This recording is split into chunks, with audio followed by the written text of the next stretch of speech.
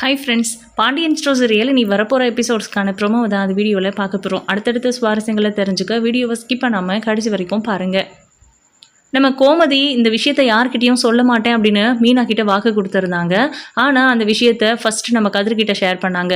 கதிர் இது ஏற்கனவே தனக்கு தெரியும் அப்படின்னு சொல்லவும், ஏண்டா உனக்கு தெரிஞ்சிருந்தும் என்கிட்ட சொல்லாமல் விட்டுட்டல, நீங்கள்லாம் பெரிய மனுஷங்கள் ஆயிட்டீங்க, சின்ன பிள்ளைங்களா இருக்கும்போது அம்மா கிட்ட போய் சொன்னீங்க, அதை என்னால் ஏற்றுக்க முடிஞ்சுது, இப்போ சிறகு முளைச்சிருச்சு, நீங்கள் எந்த போயினாலும் என்கிட்ட சொல்லலாம், அம்மா இழிச்ச வாய் தானே நம்பிடுவாங்கிறதுனால தானே இப்படியெல்லாம் பண்ணுறீங்கன்னு ஓன அழுகுறாங்க. அம்மா நீங்கள் ஏமா ஓவராக திங்க் பண்ணுறீங்க, அப்படியெல்லாம் எதுவும் இல்லை, இந்த விஷயம் ரொம்ப சென்சிட்டிவானது, உங்களுக்கோ இல்லை அப்பாவுக்கோ தெரிஞ்சால் கண்டிப்பாக நீங்கள் ரொம்ப வருத்தப்படுவீங்கன்னு தான் நான் சொல்லாமல் விட்டேன், மற்றபடி எனக்குமே இன்றைக்கி தாம்மா தெரியும் அப்படின்னு சொல்கிறாங்க. நீ என்கிட்ட போய் சொல்லலைல்ல அப்படின்னு ரொம்ப வருத்தப்படுறாங்க கோமதி. உன் பையன் தப்பு பண்ணிட்டான்னு உனக்கு வருத்தமாக இருக்கிறதுல எந்த ஒரு மிஸ்டேக்கும் இல்லை, யாராலையும் அது தப்புன்னு சொல்ல முடியாது கோமதி. ஆனால் என்ன பண்ணுறது, தப்பு பண்ணாத பிள்ளைங்க எங்கே போகிறது, ஏதோ தப்பு பண்ணிடுச்சு அண்ணன், அதுக்கப்புறம் அதை சரி பண்ணிக்கிறேன் திருத்திக்கிறேன்னு சொன்னால் ஒரு வாய்ப்பு கொடுக்கலாம்ல, அண்ணி கோச்சிக்கிட்டாங்க, அண்ணி ஒரு நாள் சரியாயிருவாங்க, அந்த விஷயத்த நீங்கள் பெருசு பண்ணாமல் விட்டுடலாமே அப்படின்னு சொல்கிறாங்க. ஆனால் நம்ம கோமதியால் அதை அப்படியே விட முடியல. செந்தில் கூட இதை பற்றி பேசணும்னு நினைக்கிறாங்க. ஆனால் வீட்டில் வச்சு பேசினா மற்றவங்களுக்கெல்லாம் தெரிஞ்சிடும் அப்படிங்கிறத யோசிச்சுட்டு நேராக கோவிலுக்கு வர சொல்கிறாங்க. செந்திலை ஃபோன் பண்ணி, எதுக்குமா அப்படின்னு கேட்டால், சொன்னதான் வருவியா, உங்ககிட்ட கொஞ்சம் பர்சனலாக பேசணும், நீ கோவிலுக்கு வாடா அப்படின்னு சொல்லி கூப்பிடுறாங்க.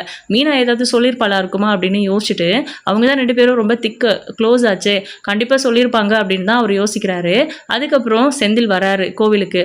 கோமதி ரொம்ப கடுப்பாக உட்காந்துட்டு இருக்காங்க. அவங்கள பார்த்த உடனேயே நம்ம செந்திலுக்கு புரிஞ்சிருச்சு விஷயம் தெரிஞ்சிருக்கு அம்மாவுக்கு அப்படின்னு.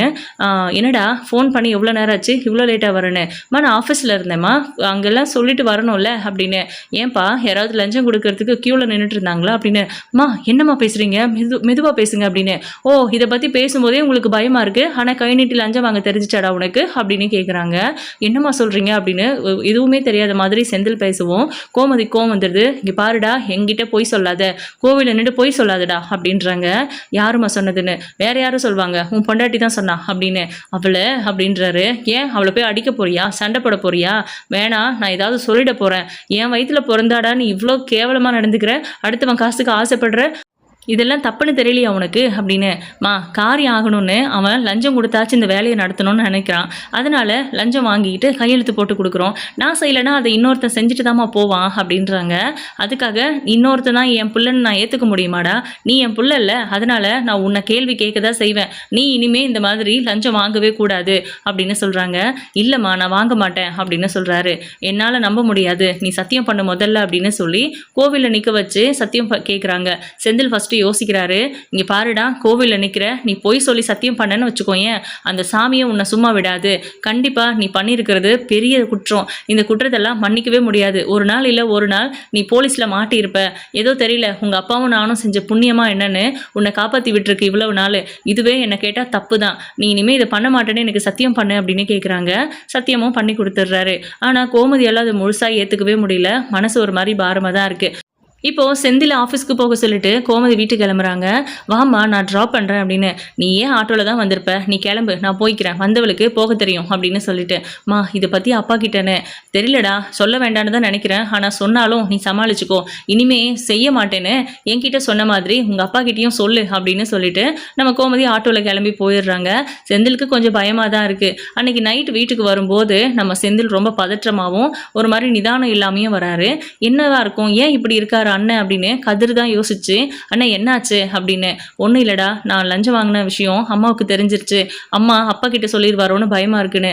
ஆமாம், அம்மா என்கிட்டயும் கேட்டாங்க, எனக்கு அண்ணன் சொல்லிச்சுன்னு சொன்னேன், என்கிட்டயும் அம்மா கோச்சிக்கிட்டாங்க சொல்லாததுக்கு அப்படின்றாங்க. என்னடா இவங்க இப்படி இருக்காங்க, அதான் செய்ய மாட்டேன் இனிமேன்னு சொல்லிட்டேன்ல, திரும்ப திரும்ப அதை ஏன் கேட்டுக்கிட்டே இருக்காங்க, பேசிகிட்டே இருக்காங்கன்னு தெரியல அப்படிங்கிற மாதிரி ரொம்ப புலம்பிக்கிட்டு இருக்காங்க. அதுக்கப்புறம் செந்தில் என்ன பண்ணுறாரு, உள்ளே போகும்போது பாண்டியன் அங்கே இருப்பார், அது அம்மா சொல்லியிருப்பாங்கன்னு கொஞ்சம் கூட யோசிக்கவே இல்லை. கோமதியுமே பாண்டியன் கிட்ட இதை சொல்லாமல் விட்டால் மறுபடியும் செந்தில் தப்பு பண்ணுறதுக்கு வாய்ப்பு இருக்குது, அவர் கண்டிச்சு விடட்டும் அப்படிங்கிறதுக்காக, எனக்கு செந்தில் மீனா கூட பேசாமல் இருக்கிறதுக்கும் மீனாவுக்கும் செந்திலுக்கும் பிரச்சனை என்னன்னோ நீங்களும் குழப்பத்தில் இருந்தீங்கல்ல, அதுக்கு காரணம் நம்ம அப்படின்னு சொல்ல வராங்க. இங்கே பாருடி, மீனா கூட செந்தில் பேசாமல் இல்லை, செந்தில் கூட தான் மீனா புள்ள பேசாமல் இருக்குது, மீனாவுக்கு செந்தில் கிட்ட ஏதோ பிரச்சனை இருக்குது அப்படின்றாங்க. அதே தாங்க, அதுதான் நான் சொல்ல வந்தேன், செந்தில் இல்லைங்க, அவன் வேணும்னு பண்ணானான்னு தெரியல, லஞ்சம் கொடுத்து அவன் அவ்வளோ பெரிய அமௌண்ட்டை செலவழித்து வேலைக்கு போயிருக்கான்ல, அந்த பணத்தை எப்படியாவது கையில் எடுத்துடணும், லஞ்சம் வாங்குறது தப்பு இல்லைன்னு யாரோ சொல்லியிருப்பாங்க போல இருக்கு. அந்த பேச்சை கேட்டுக்கிட்டு அவனாவே லஞ்சம் வாங்க ஆரம்பிச்சிட்டான். அதை மீனா கண்டுபிடிச்சு கேட்டதுனால 2 பேருக்கும் சண்டை வந்திருக்கு. சாப்பிடாம தூங்காமல் இருந்து மீனா உடம்புக்கு எடுத்துக்கிட்டு தான் ஹாஸ்பிட்டல் அட்மிட் பண்ணியிருக்காங்க. இவ்வளோ நடந்திருக்குதுங்க. நான் இதை பற்றி செந்தில் கிட்ட பேசிட்டேன். அவன் சாமி மேலே சத்தியம் பண்ணி இனிமேல் லஞ்சம் வாங்க மாட்டேன்னு என்கிட்ட சொல்லியிருக்கான். அதனால நீங்கள் அவனை லேசாக கண்டிச்சு விடுங்க. இதுவுமே உங்கள் மேலே கொஞ்சம் பயம் இருக்குங்கிறதுனால நீங்கள் சொன்னீங்கன்னா அவன் இனிமேல் அந்த மாதிரி செய்ய மாட்டான்னு. ஏண்டி இவ்வளோ நடந்திருக்கு, இதை பற்றி அந்த பிள்ளை மீனா என்கிட்ட ஒரு வார்த்தை கூட சொல்லலையே அப்படின்னு கோபமாக வெளியே போகிறாரு. போனவர் செந்திலன்னு கூப்பிட்டு அவர் வெளியே வரவும் பலார்னு அடி வெளுத்துடுறாரு. எல்லாருக்குமே பயங்கர அதிர்ச்சியாக இருக்குது. என்ன நடந்துச்சுன்னு தெரியாது இல்லையா? கதிருக்கு, மீனாவுக்கு, நம்ம கோமதிக்கு மட்டும்தான் தெரியும். அவங்க மட்டும்தான் ஷாக் ஆகுறாங்க. மற்ற எல்லாருக்குமே பதற்றமாக இருக்குது. ஏன் அண்ணனை போட்டு அடிக்கிறாரு அப்பா அப்படின்னு சொல்லி. அதுக்கப்புறம் உனக்கெல்லாம் நல்லது சொல்லி தானே வளர்த்தேன், இவ்வளோ கேவலமாக நடந்துக்க முடியுமாடா உன்னால் கூட? உன்னெல்லாம் என் பிள்ளைன்னு சொல்லிக்கவே அசிங்கமாக இருக்குது அப்படின்னு ஏகப்பட்ட வார்த்தைகளை விடுறாங்க. ஏன்பா மீனா, எப்போவுமே வீட்டில் ஏதாவது ஒரு தப்பு நடந்தா அது உனக்கு தெரிஞ்சிருந்தா மாமா கிட்ட ஓடி வந்து சொல்லுவியே. உன் புருஷன் இவ்வளோ பெரிய தப்பு பண்ணியிருக்கான், என்கிட்ட ஒரு வார்த்தை சொல்லணும்னு தோணலைல்ல உனக்கு? நான் உன்னை ரொம்ப நேர்மையான பிள்ளைன்னு நினச்சிட்டு இருந்தேன். ஆனால் உன் புருஷன்னு வரும்போது நீயுமே சுயநலவாதியாக இருக்கல்ல. நான் உன் மேலே வச்சிருந்த மரியாதையே போச்சுப்பா அப்படிங்கிற மாதிரி பாண்டியன் மீனாவையும் ஒரு வார்த்தை சுருக்குன்னு பேசுகிறாரு. மீனாவுக்கு இது தேவைதான். ஏன்னா அவங்களும் அந்த மாதிரி தான் நடந்துக்கிறாங்க. மற்றவங்க யாராவது ஏதாவது செஞ்சிருக்காங்க தப்பு அப்படின்னா, அதுவும் மயிலு விஷயத்துல சரவணன் செஞ்சது தப்பு அப்படின்னு கரெக்டாக நேராக வந்து எல்லாரும் முன்னாடி போட்டு கொடுத்தாங்க. சரவணன் எவ்வளோ அசிங்கப்பட்டு நின்னாரு. அதே செந்தில் பண்ணுனா அதையும் அதே மாதிரி சொல்லியிருந்தாங்கன்னா அவங்க நேர்மையானவங்கன்னு சொல்லியிருக்கலாம். ஆனால் பாண்டியன்லாம் அப்படி இல்லை. எப்போவுமே எந்த ஒரு விஷயத்துலையும் அந்த பிரச்சனையில் அதாவது யார் வந்து அந்த பிரச்சனையில் இருக்காங்களோ, யார் அந்த தப்பு பண்ணாங்களோ அப்படின்னு அந்த ஆளை பொறுத்ததெல்லாம் ஒன்றும் கிடையாது. அவர் எல்லாருக்குமே ஒரே மாதிரி தான் நடந்துக்குவார், பேசுவார். அது கோமதியாக இருந்தாலும், பாண்டியன், சரவணன், செந்தில்னு யாராக இருந்தாலும் ஒரே மாதிரி தான் பனிஷ் பண்ணுவார். இப்போவும் அப்படி தான் நடந்துக்கிட்டாரு. உண்மையிலே ரொம்ப ஜென்யூனாக நடந்துக்கிட்டாருன்னு தான் சொல்லணும். அடுத்த நாள் பார்த்தீங்கன்னா செந்திலை கூப்பிட்டு நம்ம பாண்டியன் சொல்லிடுறாரு, ரொம்ப ஸ்ட்ரிக்டாக சொல்லிடுறாரு, இனிமே நீ லஞ்சம் வாங்கக்கூடாது, அதையும் மீறி நீ லஞ்சம் வாங்கின அப்படின்னு. இல்லைப்பா, நான் தப்பு பண்ண மாட்டேன், நான் தான் நேற்று சொல்லிட்டேன்ல, அம்மா கிட்ட சத்தியம் பண்ணியிருக்கேன் அப்படின்னு.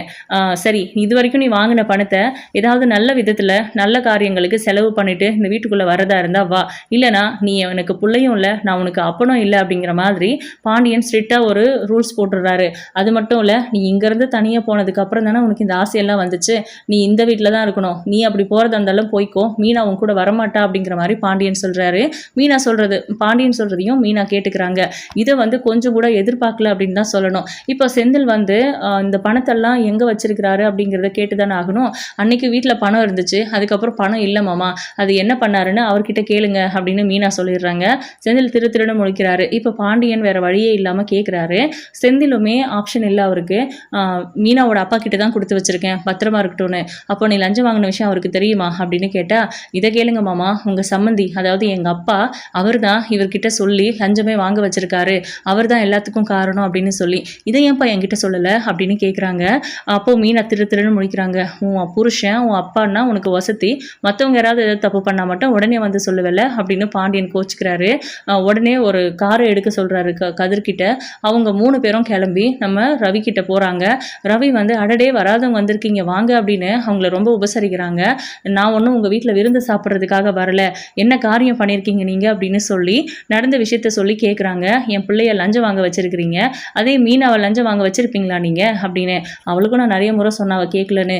நீங்கள்லாம் என்ன மனுஷங்க, நீங்கள் லஞ்சம் வாங்கி இவ்வளோ பெரிய பங்களா கட்டி வச்சு சொத்து சோகம்லாம் சேர்த்து வச்சு என்னத்துக்கு பிரயோஜனம்? உங்கள் பொண்ணு உங்கள் வீட்டை விட்டு எங்கள் வீட்டு பையனை காதலிச்சு கல்யாணம் பண்ணிட்டு வந்தப்போ கூட உங்களுக்கு உங்கள் சொத்து தானே பெருசாக தெரிஞ்சுது உங்கள் பிள்ளைய விட. அப்படி தான் இருக்கும், ஆனால் கஷ்டப்பட்டு சம்பாதிச்சோம்னா பிள்ளைங்களோட சந்தோஷம் தான் முக்கியம்னு நினைப்போம் அப்படின்றாங்க. இது எந்த ஒரு லாஜிக்கு அப்படின்றாரு. இங்கே பாருங்க, நீங்கள் என்ன வேணால் பேசுங்க, ஆனால் என் பிள்ளைய லஞ்சம் வாங்க சொல்லி தூண்டிவிட நீங்கள் யார் அப்படிங்கிற மாதிரி பயங்கரமாக சட்டையை பிடிச்சி கேட்டு அசிங்கப்படுத்திட்டு இதோடு நிறுத்திக்கங்க எல்லாத்தையும் அப்படின்னும், அந்த பணத்தை நீங்களே வச்சுக்கோங்க, இனி அது செந்திலுக்கு வேண்டாம் அப்படின்னும் சொல்லி கூட்டிகிட்டு போயிடுறாங்க. இப்போ ரவி வந்து உச்சக்கட்ட கோவத்தில் இருக்காரு. கண்டிப்பாக இவங்களை ஏதாவது பண்ணியே ஆகணும். வீடு தேடி வந்து அவமானப்படுத்திட்டு போகிறாங்க, இதெல்லாம் சரியில்லை, இதுக்காக நம்ம மாப்பிள்ளைக்கு இதெல்லாம் சொல்லி கொடுத்தோன்னு அதாவது செந்தில ஒரேடியாக ஒழிச்சிடலான்னு பிளான் பண்ணார் ரவி இந்த லஞ்சம் விஷயத்தில். ஆனால் எல்லாரும் சூதானம் ஆயிட்டாங்க அப்படிங்கிறது தான் அவரோட கோபமும் கூட.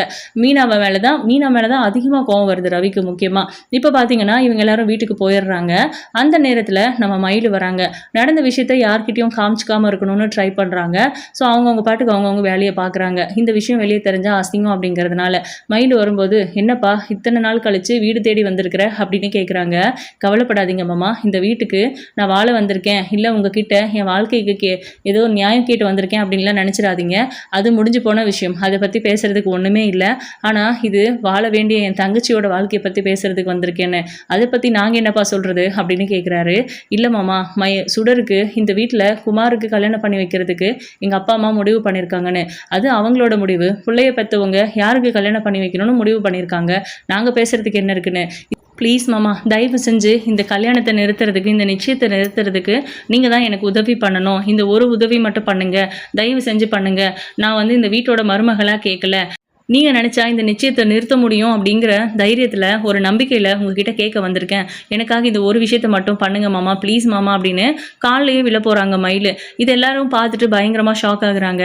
மறுபடியும் அடுத்த நடிப்பை நடிக்கிறதுக்கு வந்திருக்கிறியா அப்படின்னு சரவணன் கோவப்படுறாரு. சரவணா, அவள் விஷயமா பேச வரல, உங்கள் 2 பேர் சம்மந்தப்பட்ட விஷயத்த நீங்கள் தனியாக பேசி தீர்த்துக்கங்க. அவள் சுடரை பற்றி பேச வந்திருக்குது அந்த பொண்ணு, நான் பார்த்துக்கிறேன் அப்படின்றாரு பாண்டியன். என்ன முடிவு எடுக்க போகிறாருன்னு வெயிட் பண்ணி பார்க்கலாம். உங்களோட கருத்துக்களை கமெண்ட் பண்ணுங்கள். இந்த வீடியோ உங்களுக்கு பிடிச்சிருந்தா லைக் பண்ணுங்கள், ஷேர் பண்ணுங்கள். Thank you.